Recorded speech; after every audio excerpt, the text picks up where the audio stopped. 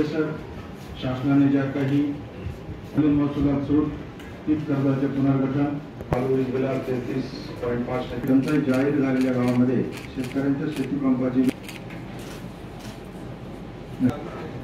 ते सर्व लागू केले सर. या शासन निर्णयानंतर आपल्या भागात जवळपास 28,72,674 जमीन धारकांना 42.5 या ठिकाणी महसुलात सूट दिलेली आहे.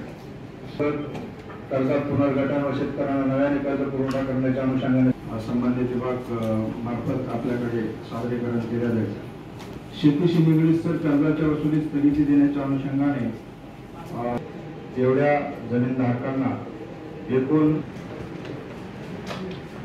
कृषी पंप 5% सूट देण्याच्या अनुषंगाने या विभागातील 8,39,755 वीज बिलात सूट दिलेली आहे.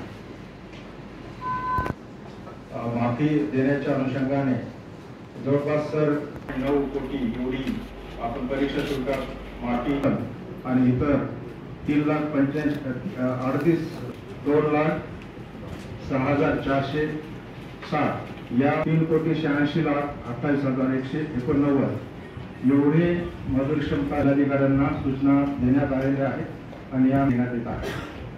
आवश्यक तिथे पिण्याच्या पाण्याच्या जवळपास मराठवाड्यातील सर्वच धरणांमध्ये पाण्याची